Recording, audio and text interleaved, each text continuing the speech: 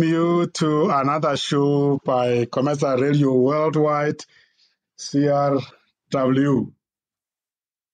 The mind, the journey, the destiny. We apply our minds to the journey that takes us to our destiny.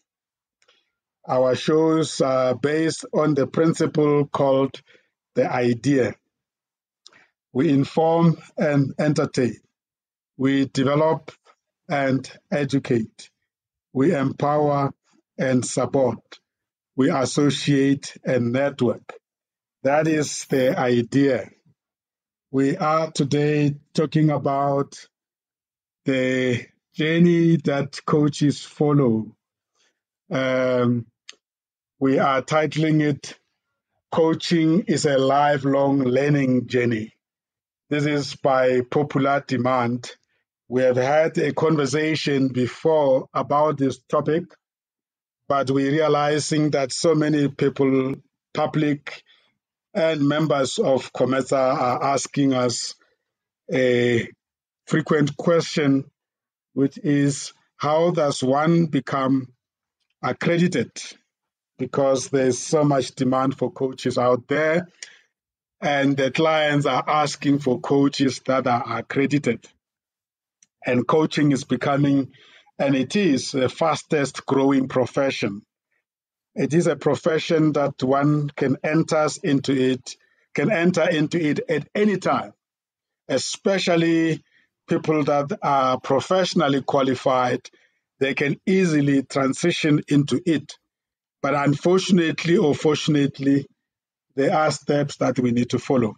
I've invited two fellow coaches to join me in the studio and address this topic. It's none other than Coach Dr. Chuma Mangiza, a regular here at our studio, an associate coach of COMESA, and a member indeed. And Coach Chuma and I, we have met at the Worldwide Institute of Leadership Development, WILD, as in short. That is the platform that Professor Mazwe Majola runs on a Wednesday weekly. And it's really another forum at which we converge. Coach Lee Naidu, we have met 10 years ago at the South African College of Applied Psychology, SECAP. If I remember very well, Coach Lee, you can correct me. You were the coaching manager then for the Graduate School of Coaching and Leadership. Yep. Wonderful. In any event, I'm going to give you, each one of you, a time to really greet the listeners, introduce yourself, give them your perspective, who you are, what you have been doing up to so far, where you are today, before we jump into this important topic. And the topic or subtopics we're going to be addressing is around training and coaching qualification, the coaching practice, the importance of belonging to coaching federations, the importance of participating in coaching supervision, and a little bit about how you can go about being accredited or credentialed by the professional coaching federations or associations and what it involves. And lastly, perhaps talk about coaching as a continuous learning practice. Yeah, let me start by welcoming you, Lee, and ask you to greet the listeners and take us through your coaching perspective so that they know you better. Over to you, Coach Lee. Thank you so much, Coach Sam. I really, really do appreciate the time, and thank you so much for your listeners. As Coach Sam mentioned, I come a long way with him. We've been together 10 years ago at SECAP, and I was running the coaching school there. And it was a lot of accreditations, a lot of understanding the students and the needs on driving them in the right direction. But let me introduce myself by telling you a little bit about where I come from and why coaching is important and how it's been a lifelong journey for me. My parents relocated from KZN was absolutely nothing. So they got here to Johannesburg, and they were in the south of Johannesburg in a township called Palmridge. And they were waiting for government houses. So we grew up in the township and very, very poor. Some days we didn't have any bread. But this illustrates most of Africa. It illustrates most of our community that's still living in poverty. So there's definitely a need for coaching and reaching those kinds of lower LSMs and trying to grow them in a meaningful way. So my story began, and why I'm sort of sharing this is because there was a sparking moment where I understood what growth and empathy was. I was sitting in a classroom, and this was during apartheid. So we had hectic segregation involved, and I was sitting next to a girl, and the teacher told us to take our crayons out. And I recall how my parents hustled to get those crayons, and I had a pack of crayons. The girl next to me did not have any crayons, and the teacher told us to take it out. She started crying because she knew at that point in time there was corporal punishment. So you could actually hit the kid. So she knew that she was going to get punished for not having something to access her knowledge and access her growth. I shared my crayons with her. And that moment of me sharing my crayons with her moved me in a particular way. I understood that I was assisting her in some kind of way, but there was a need. I didn't think about it. I shared my crayons. We both finished our assignment and we both carried on with our lives. But that was a pivotal moment in terms of me understanding what growth was. Throughout my journey, I have utilized growth in a specific way where you've got to put something in. You have to be accountable for your own actions, and you have to instill a certain mindset in order to move forward. So this has taken me down to various pathways. I also stayed in Abu Dhabi, which is in the UAE, which is one of the richest countries in the world. And it's a crazy phenomenon to come from a township and also experience this side of the world, so rich. I worked very hard in school. I put in more hours than my counterparts because I knew I had to work harder in order to get what I needed because I came from a very different place. And it's brought me to various different institutions, academic institutions, as well as SACAP. I will speak about SACAP because that's where I sort of got my real tangible feel for coaching. I did my qualification through SACAP, and I'm on a PCC level with the ICF, International Coach Federation. And SACAP has given me such an immense growing platform. I've been there for 8 years. I'm in a different place now, but I started off as being the receptionist at SACAP. And as growing, I was also growing with them. And I found that I was really engaging with the students on a particular, growth platform. Students were coming to me for advice. I was holding the SRC space for a while. I actually started the SRC space at SACAP. And it was such a beautiful journey for me to see these students grow from when they initially came to graduating and standing on stage. I then became the coaching manager. After around 5 years, I was library manager. I was also involved with the technicalities of that. And eventually I became the coaching manager, where I had to do selection processes and make sure that the students that are coming in are in the right place and grow. And it's going to be a meaningful growth process for them. And that's where I met Sam. I interviewed him.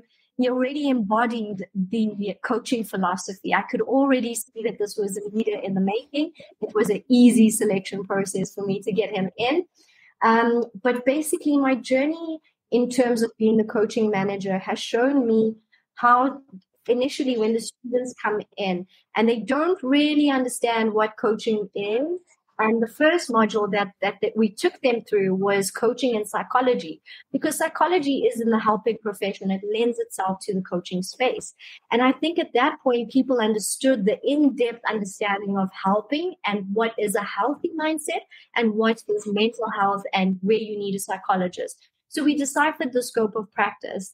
And coaching is very much in the helping profession, but in a very different way. You hold people more accountable in that space. And that's what I loved about working in the journey of SACAP. And basically, I was also involved in the internship sites where I had to figure out what the students were in line with and where they wanted to practice their coaching skills. With the ICF, you need a particular set of hours. You need 100 hours, for example, for your PCC, and ACC. And then basically the 80% is pro bono and 20% is paid. So I was basically looking for these institutions that would allow these students to come in and practice their coaching. These were already coaches. They did their theory, and it was just practicality of it. But my journey has then led after SACAP, and it was a beautiful journey. I promise you, every time I had graduation, I had tears in my eyes because I could physically see the growth of these individuals. And by the time they walked on that stage, they embodied coaching. They walked coaching. They talked coaching. And every interaction that they had with people was around how to grow other people. And that's why I call myself a growth catalyst. I would love to just be part of people's growth in any way possible, which has led me to various different institutions. I've been in technicality institutions, exponential technologies, and a lot of academic institutions. I've also got a TEFL qualification. I have an honors in psychology, and I'm a PCC coach. And I think I'm going to end with my Wow, Lee, I can only say, wow. That little girl that grew up in that township in the south of Johannesburg. Yes. Great inspirational story. We will come back there. And that is the perspective I can always read in it, Coach Chuma, that it was meant to take her to become a coach. That sounds very natural, but we're going to come back to extract from that journey for the others out there who might be saying, do I have a perspective that really places me in a right position to also transition into coaching, and also help them in terms of where can they go to get qualification, and then to get to a point where they practice and become credentialed or accredited, because that's what the market needs. Thank you so much for that opening remark, Lee. It's mouthful. It gives us a lot of stuff to work with. Let me at this point now ask Coach Chuma to share with us his journey and his background and what landed him into coaching. Over to you, Coach Chuma. Thank you very much, Coach Sam. Wow, what a story. What a background, that Coach Lee, has shared. Indeed, you were destined to be a coach at some point in time. What a wonderful story. In as far as my story goes, good evening, to the audience as well. Great to have you, on this talk show. My background, for me, I was born and bred in the Eastern Cape, a district of Engcobo. At some point in time, it was known by the killings, that happened in one of our police stations there. But I'm not going to go there. Born in a village called Manzana, very rural by development and by nurturing. Schooled in the same village in Manzana, from sub A,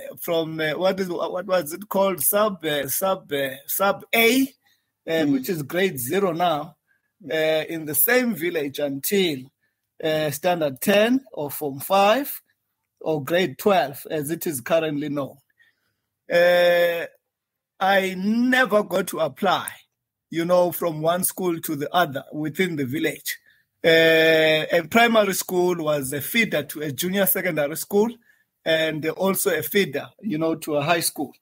In a way, that was a disadvantage for me, because I had thought then that going into a university, it's going to be automatic. because in Transkei there's a university called, or it used to be called, University of Transkei, UNITRA. I had thought that it's going to be an automatic entry, into the university, because as I'm saying, I never got to apply from one school to another. It was just an automatic, a natural feeder from a primary school to a junior secondary school and to high school.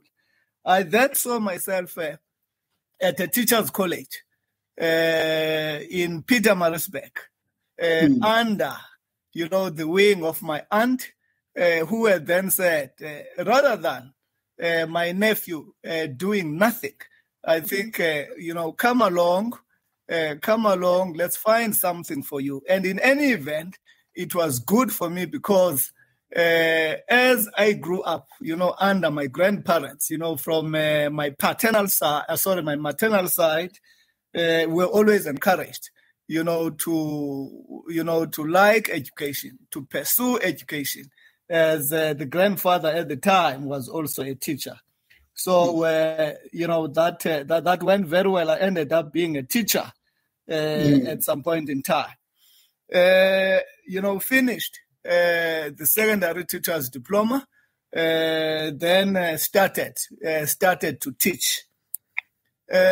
When I was teaching, of course, part of it was to not only to teach, was to also offer, some sort of coaching and counseling to kids in a township school in Pietermaritzburg. That was way back in 1993. And one did not realize at that point in time that he was doing informal coaching or informal counseling. But obviously you could see, joy in the eyes of the kids after having spoken to them about the challenges that they were encountering at the time. But this coaching phenomenon, it did not even start there. As I was sharing, I think I've shared my story at some point in time that, in the Eastern Cape, there's a ritual there, a passage ritual from boyhood to manhood. At some point in time, we would be gathered as the initiates after having gone through the process. We would be gathered in the kraal by elders. And obviously, at that point in time, they would then share, their stories, how they've become the men they are, how they've become successful. In that, they were passing a message to you that as a man now, you need to be, self-serving. You need to find survival means and stuff like that. And obviously, as you grow, you then realize that indeed, these men, that were nurturing us to be better men, what they were saying to us, it was real. And there comes a time where you have to do the same, to those that are coming after you. So it was a build-up, not knowing that at some point in time, one would want to be or be a coach. While I was working, Coach Sam and Coach Lee, I was still studying. I was still studying because that which my grandfather used to say to us, that education will unlock the doors for you. It continued to reverberate, within me. While I was working, I then enrolled with UNISA for a B.Admin degree, which I completed, then honors in B.Admin Industrial Psychology and Organizational Psychology, which I completed within a year while I was working. Then enrolled for an MBA with Menkosa, completed it, and then lastly I enrolled with Tshwane University of Technology, where I then completed my doctoral studies in organizational leadership. Part of what I also did, because learning, it doesn't stop. we were always told, as I'm saying, that my grandfather, this was a chorus, to say, continue to study. I then enrolled for life coaching with an academy internationally, which is called Transformation Academy. The reasons why I had to enroll for this, amongst others, it is because as I was growing, getting married, attending marriage counseling, even if there are no challenges within your marriage, the counselor or the psychologist would give us, the tools to make our marriage interesting, our marriage enthusiastic for us. And there comes a term or a terminology called rituals, which I did not understand at the time. And the sooner I understand it, then for me, I could see that, this psychologist, he did not provide answers for me. I provided answers, for myself to spice up, my marriage. And that's part of coaching. I said, come on, this I can still do it. Why can I not do it? For other people, right? You were saying it works for you, and therefore you with that insight, you can actually practice in assisting other people deal with the life challenges. Am I right? Definitely. You are spot on. You are spot on. Plus, and even when I was an HR manager, executive HR manager, the managers would come to me, the chartered account, the CFOs, engineering managers, to say, I am fed up, about leading and managing people. I say one and the same thing to them. This is what's happening, blah, blah, blah, blah, blah, blah. And, I could see, from their eyes, from their faces, that they are indeed frustrated. They need assistance. And I would share, a joke to them to say, I have got this great doctor of mine who's a pathologist doctor, whom his clients, he says he loves them very well because they are not responding to him. He does whatever he likes and stuff like that. And I'm saying, to these managers, hold on there, don't despair, don't give up. We cannot all be pathologists. I would see myself providing some coaching and or counseling to them. Then I decided to say, no, this, I will take it as a part of my career in the consulting, that I am doing. So that's my story. I love it. I love it because it is fulfilling. Once you see, that the person that we have spoken to, the person is able to be self-serving. Beautiful. I'm sure we're gonna be launching your book one day, Dr. Mandy. Absolutely, it's in the pipeline.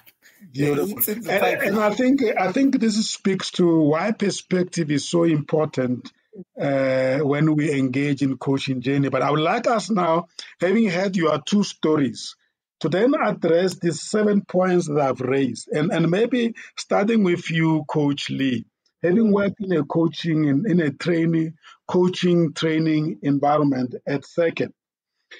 And you, Mandisa, as well, having gone through qualification. Whenever people ask, how do I become accredited?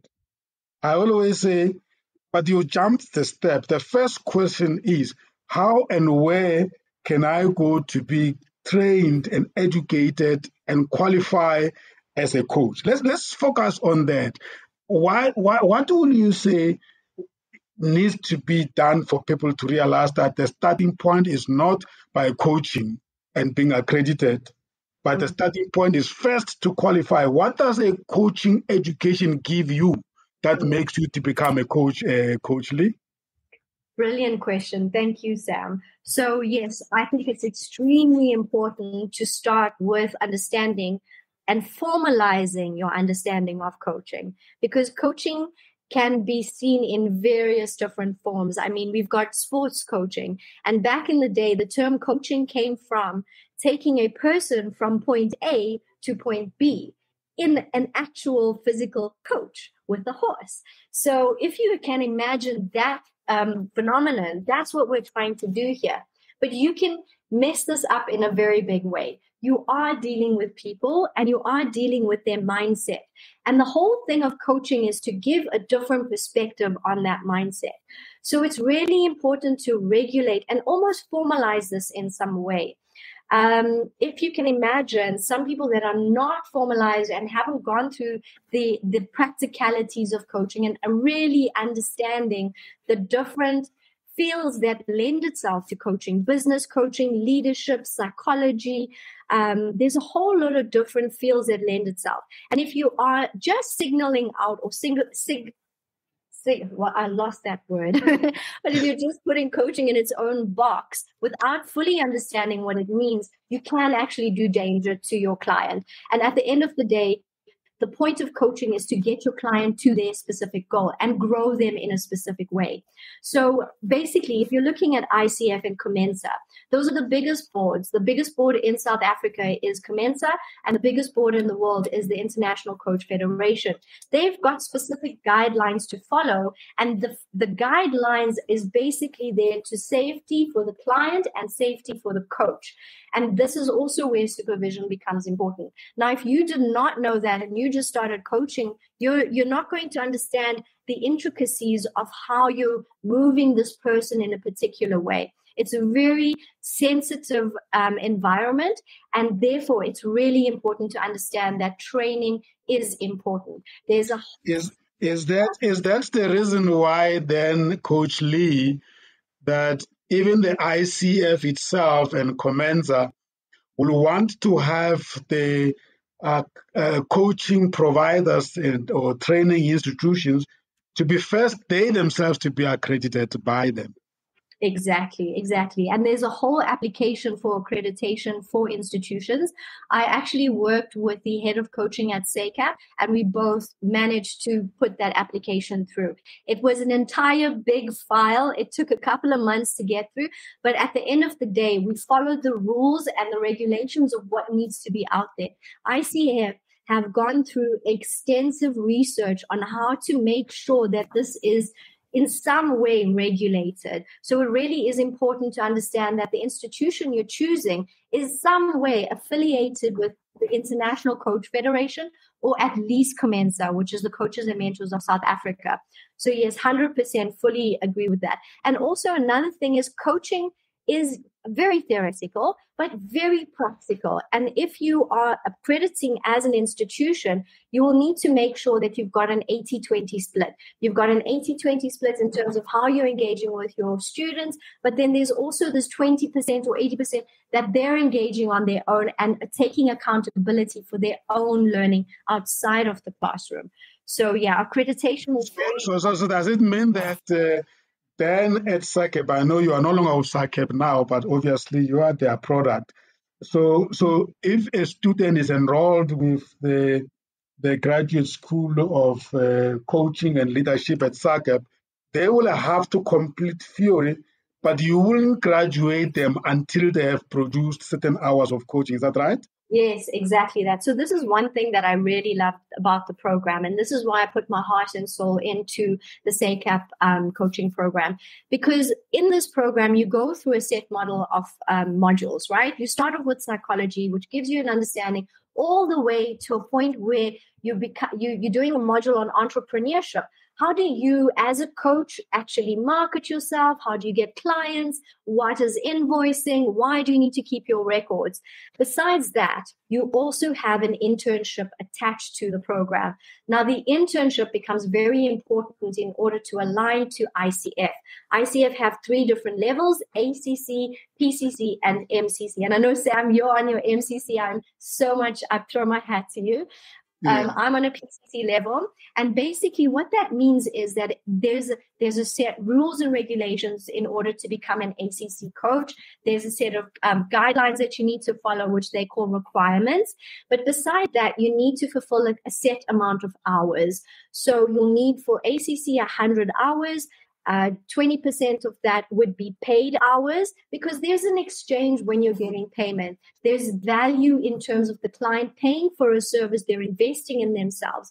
And then obviously there's the 80% pro bono, which is really there to give back to the community, but also to test your coaching skills. And walking a journey with a with a client is really important. Having one session does not mean you've coached them, because in that one session you might have just understood what their goal is about. But if you've got 8 sessions to 10 sessions, you're really walking a pure coaching journey with them, where you can see full circle, is your client getting close to their goal? So yes, 100%. It's very important to understand which organizations offer you the best. Why I'm rooting for SACAP is because their internship is within the program. So in 18 months, you've got your ACC, you're accredited with the ICF, as well as you've got your hours under your belt. So you leave there feeling positive, you've taken accountability for your coaching, you're a strong coach thereafter. Wow, intense indeed. I know, Coach Dr. Chuma, you have shared with me that you have taken these conscious decisions to walk the path. Somebody will have said, I'm Dr. Chuma, I've done leadership and I've coached theoretically practically long before I qualified myself.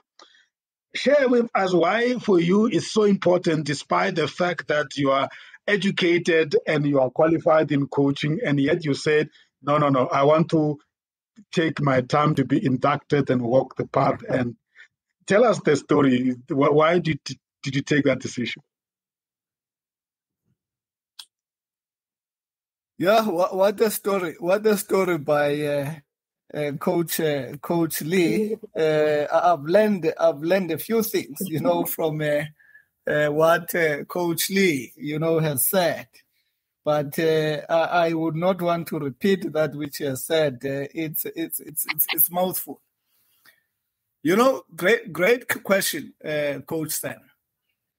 It's unfortunate that within the South African education, or not even education for that matter, in the working space, there is more attachment to qualifications or certification than experience. By that I mean, I'm not saying that is absolutely correct, from a working context point of view.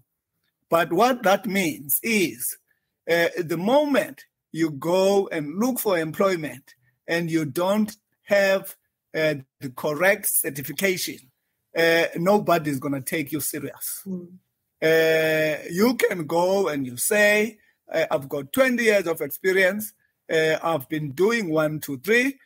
Chances are, our HR recruitment, talent acquisition, the first thing that they are looking for, it is a certification of some sort to prove some level of competency in the field, that you are in. Now, with that in mind, it then meant to me, that I cannot go to coaching. I cannot lie to myself and say, just because I have coached informally when I was an HR manager, when I was an executive, HR manager, it therefore means I can go out there and become a coach. I said to myself, it doesn't work like that. Even as a teacher, I had to make sure that I have some level of competency, in the subject that I'm teaching, and also, the methodology of how to teach. Because it does not mean, because we have a Bachelor of Science in Physics and Mathematics, you can impart the knowledge that we have to the kids. There's got to be, some methodology, technicality, in how you begin to impart, knowledge, so that that which you have, that which you are imparted, it sits well, into the kids that I was teaching. It's no different, to coaching. It's important, that we go for certification. there are so many, institutions within the South African context, that are accredited through COMESA and ICF. But what's important, don't be a coach if you don't have the right certification and the right accreditation. Don't be, currently in the news, there are people who would have wanted to move from having a BCom degree to a PhD without doing honors and masters, and they're busted. And if you're gonna, go out and masquerade as a coach without certification, the caution from me is that one day you'll be busted. And if you are busted, you'll probably not gonna be in a position to become a coach again. I hope I have answered comprehensively, Coach Sam. That's powerful. Coach Lee, I know you are burning to respond or to add what Coach Chuma has just said. No, I love that. I love what you've said. And it's so important to align to what is right. So these guys, training institutions, have gone a long journey to research what is the best practice for coaching, especially within the ICF guidelines. So instead of figuring out, how to do this, you've got these guidelines, and these guidelines are there to protect. And I love what you said about the qualifications. It's really important to formalize your qualifications. It does say, listen, I've got gravitas in this space, but also I didn't do an overnight course, because I promise you guys, there are overnight courses. You can legit become a coach in 24 hours. But what have you done in that space? And within the coaching training facilities that are aligned with COMESA and ICF, those are the coaching facilities that are going to allow you to look at yourself. Because if you cannot understand what your own biases are, what your own troubles are, then you will not be able to actually coach. You do not need to go deep, but you need to have an understanding of where your triggers are. Because when you're sitting with a client and something has triggered you, you cannot move the focus to yourself. The focus will always be on the client. And if you do not know that, you're not purely in a coaching setting. The coaching setting itself is so amazing and magical when you're sitting with a client and you're basically walking the journey with them. You're not walking in front of them. You're not walking behind them. You're walking next to them. They're going left, you're going left. And you cannot see that magic if you don't understand what you're looking for. So there's a sensitivity that comes in terms of understanding this philosophy and principles behind coaching, and the accredited training providers are going to give you that. Beside the practicality of it, there's an in-depth need to understand yourself before you can actually go and assist anybody else. I must say, Coach Lee, you said I'm an MCC. I'm a PCC undergoing MCC credentialing right now. And I have engaged an ICF-approved mentor coach. And I must tell you, and they have changed their standard, and I must tell you, the experience is amazing.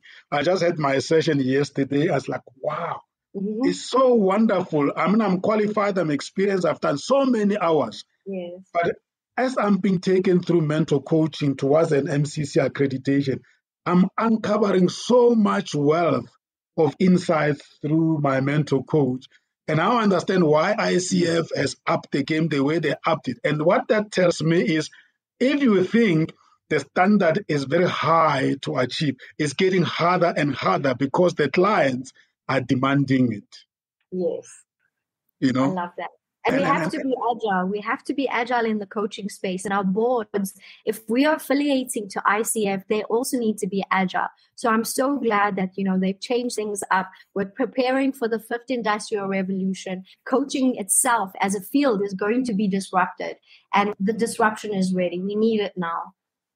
Exactly. Already we see it also in the technology space, by the way. So if we are still battling with getting people to understand the methodologies and the coaching models and practices, there is already now a move where, and this is very scary, where they're saying that technology is putting more other demands, and I know ICF and others are looking at how we respond to what technology is demanding us. So it's getting more and more complex, Coach Chuma. Of course. You see, Coach Sam and Coach Lee, Coach Lee, you spoke about agility. I want to add and talk about change as a constant. As I always say, there are two constants in life that we cannot, try and avoid them. We have to find a way, to embrace them and live with them.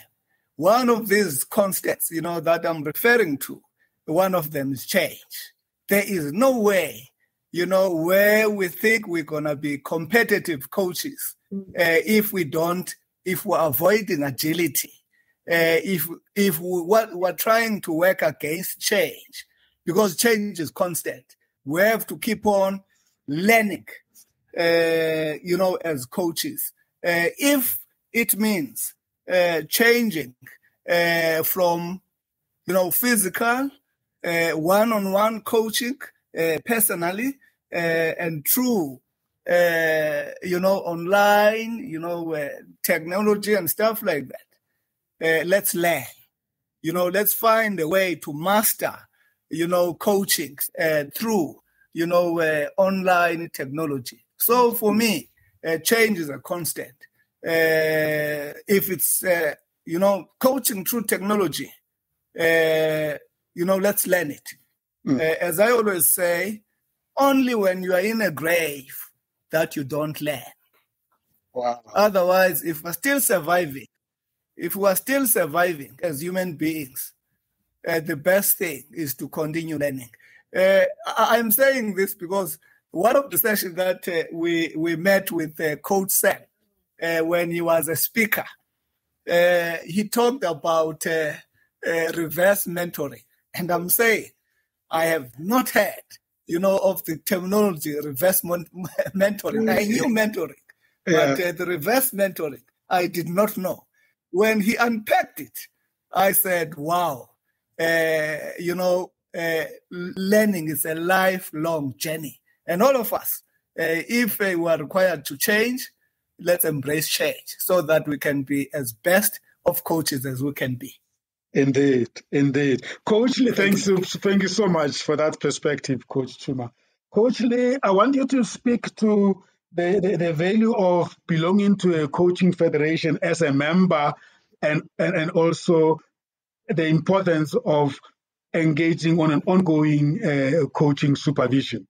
Love that. Okay, cool. Thanks. So, Coach Chuma, love what you have said, written down exactly what you have said. And I've also written down what you said in the beginning, which was education will unlock the door for you. And then you also said now that change is constant.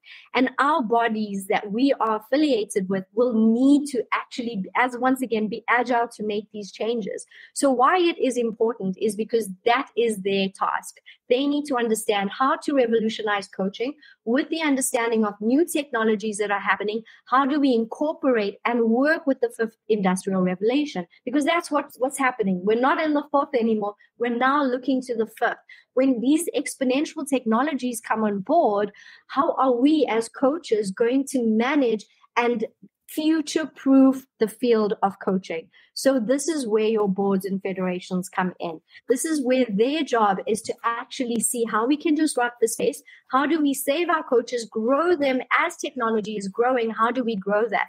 To a point where, Dr. Chuma, we can actually use VR and AR to simulate different environments and show people different perspectives. So there's a lot of different things that we can do with technology. I mean, we're we're already in the digital space. Currently, I work at a company called TouchBase Pro, and they're an email marketing service. And what they do is most of their stuff is distributing knowledge. Daily Maverick is one of their biggest clients. Now, if you can imagine delivering this upcoming knowledge to your coaches to say, hey, this is how we're going to disrupt the field using technology with our boards and federations. So that's where I see this coming in. And you spoke about supervision. Supervision is very important, also linking to the federation. The federation gives you a roadmap of how to protect yourself and how to protect your client. But also, if there's something that happens within you and your client, your coaching federation is going to assist you with how to manage that. They're constantly delivering blogs. They're constantly giving you up-to-date information. And that information you need to internalize. And this is why it's also a lifelong journey, because you constantly need to be investing in yourself and the knowledge, new knowledge all the time. And this is where supervision comes in. Supervision helps you understand what your own triggers are. And it also holds the mirror, very much like how you will hold a mirror with your client. It holds up a mirror for you, because as you are learning, or as you are teaching your clients and going through a journey with your client, you are also learning. There's a reciprocation of learning that goes on there. And it's so important for you to see your own coach. Supervision is a very good space for you to understand where you are, where your biases are, because sometimes you don't see your own biases, and you must never assume that you have made it. There is no such thing. I like what Coach Chuma said, you will stop learning when you are dead. And then that's the time when you can say, yeah, I've made it. But before that, you've got to constantly be learning, and supervision assists you with your learning gaps. It helps you to take in the feedback, but in a meaningful way where it's attributed to your own growth as a coach. And I think it's important to instill your own growth. Lovely. Because that's a service that you need to do for your client, is continually learning. Beautiful. And you and Coach Chuma have just responded to the last point, which is coaching continuous learning practice. And I think you've given the rationale to that, especially in terms of changing world. I also wanted to say that when you are a coach, you're coaching clients from various different contexts, which are also changing on a daily basis. Yeah. It's very easy to become disqualified by your own very client after some time, when they realize that you are not keeping up with the changes that they are experiencing in their sector. Coach Chuma. That's absolutely correct. There's another analogy, that I use, to keep on with this lifelong learning journey. That as coaches, the cup is never full. There is no way that the cup will ever be full. Meaning which, at some point in time, take a step back, do a self-introspection on yourself and, the business of coaching that you are involved in. That's where then you then take a conscious decision to say, perhaps if I, go back to SACAP and learn and, and agree to be supervised so that I learn a lot of things. Now, to come back to your question, Coach Sam, it will be embarrassing coaching a client and you establish that the client seems to be more knowledgeable than you as a coach. What does that mean? It therefore means that you treated your business as a coach, as a statistic. You are static in your development. You thought you knew everything, while things are changing before you. I mean, a client comes to you and said, I am stressed, because for whatever reason, the head offices where I used to be, it was in Australia. And all of a sudden, I see myself in South Africa. Please, what are the survival skills that you can give me? How do I deal with this situation? And if you had believed and convinced yourself that your cup is full, obviously, you are not going to be able to assist, your clients. All what I'm saying is that take a step back, assess yourself, assess your competency, because at no point in time you would think that your cup is full. Mm-hmm. Otherwise, you'll become obsolete because there are so many dynamics in the field of coaching. Geopolitical dynamics, as I've mentioned, it's one of the issues. The load shedding within the country, that people complain all the way, around how it affects, their personal life, their working life, and they are looking for us, to can begin to make themselves survive, around the circumstances in which they find themselves under. So for me, the cup is never going to be full, for us as coaches. That's so. Can I add something to that? So I love what you said. You've said it so beautifully. And lifelong learning means that you've constantly got to grow. And there's a famous coaching model that we go by, where we've got a comfort zone in the middle of the circle, and the outer circle is a stretch zone. And basically, they've proven that you can only grow within the stretch zone. So if you're not taking in new knowledge, you're not growing, you're not stretching yourself. And 100%, Coach Chuma, you're doing a disservice to your clients if you're not doing that. So, and that's where supervision comes in as well. Supervisors will assist you in highlighting for you where your stretch zone is and say, you are still sitting in your comfort zone. You need to stretch yourself out. So if you do not have that partner, thinking thought partner to hold a mirror up, you yourself are not going to know where you need to grow. Beautiful. I like that coaching model, Coach Lee.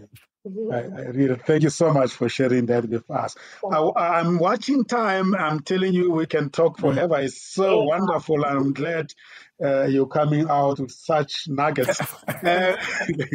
Coach Lee, I want you to talk to that module that you did at SACAP, the enterprise side, because as a coaching practice myself and my organization, I'm always very curious to find out how much help we have there as coaching enterprises to manage coaching as a business. Do you want to say some few remarks there?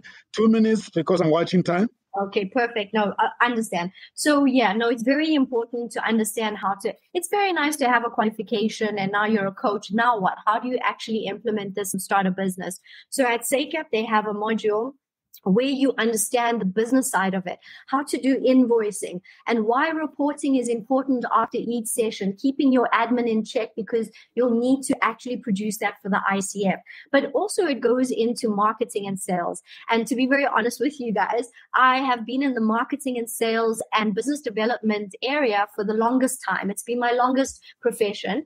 And what this is basically understanding how to appeal to your audience. So it teaches you what to have in your profile as a coach, what is your unique signature presence. And that is something that makes us different as coaches, and that's something that draws your clients in. So at SACAP, they've got that module. It also teaches you how to do invoicing. I promise you, finance and invoicing is my lowest strength.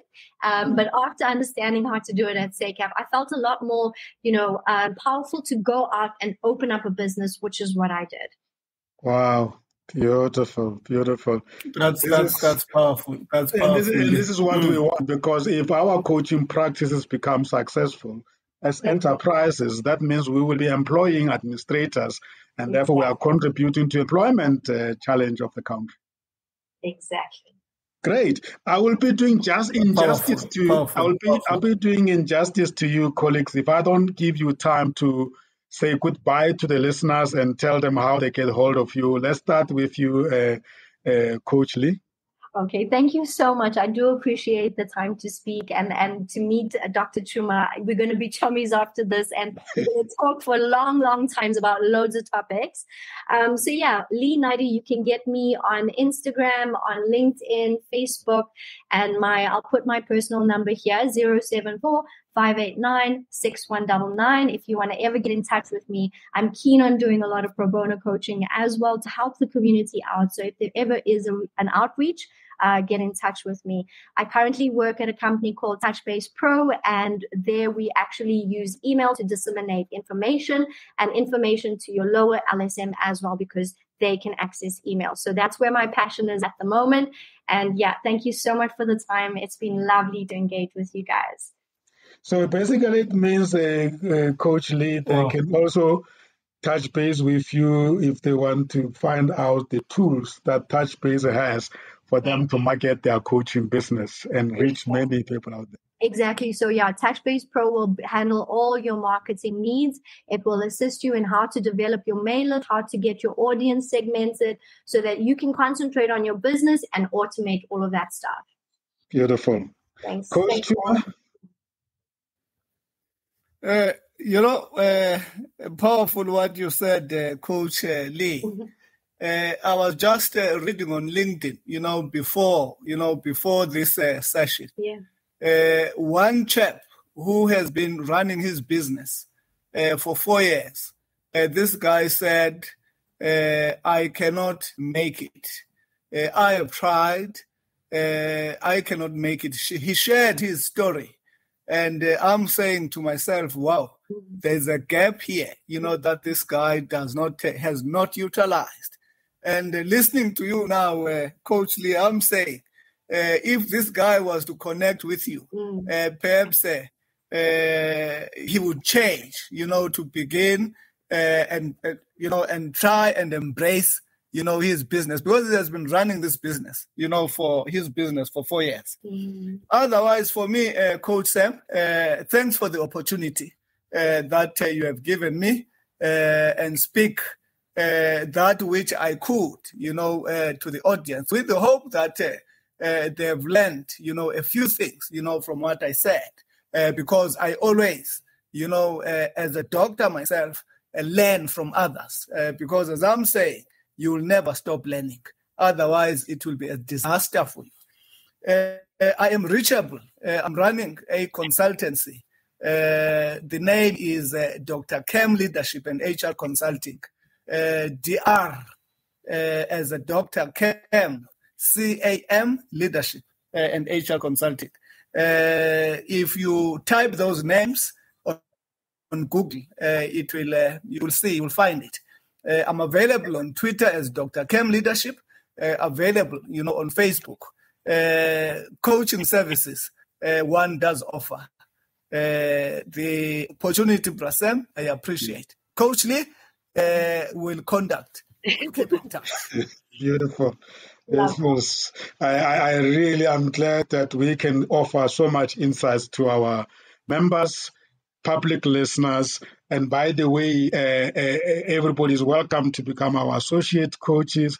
We are sharing the space with all the coaches. We are here every month, the third Thursday of the month, at the same time. We are talking the business of coaching, and that is brought to you by COMESA Coaches and Mentors Learning Forum to ensure that learning doesn't stop.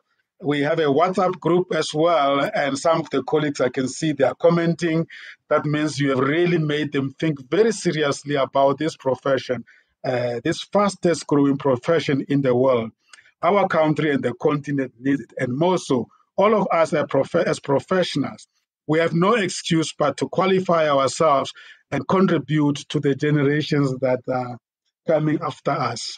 This was really indeed Coach Chuma and Coach Lee. You are not going to go. Stay in the studio while I'm saying goodbye to the listeners. This was COMESA Radio Worldwide, CRW, the mind, the journey, the destiny. We apply our minds to the journey that takes us to our destiny. We inform and entertain. We develop and educate. We empower and support. We associate and network. That is the idea. I really I want to thank the two of you for being so generous with so much insight, starting with your own journey where it all started, deep rural Eastern Cape, the township in the south of Johannesburg, and look at yourself where you are now. Your stories have to be kept, put in books, and we will be here to launch it. Goodbye. Take care.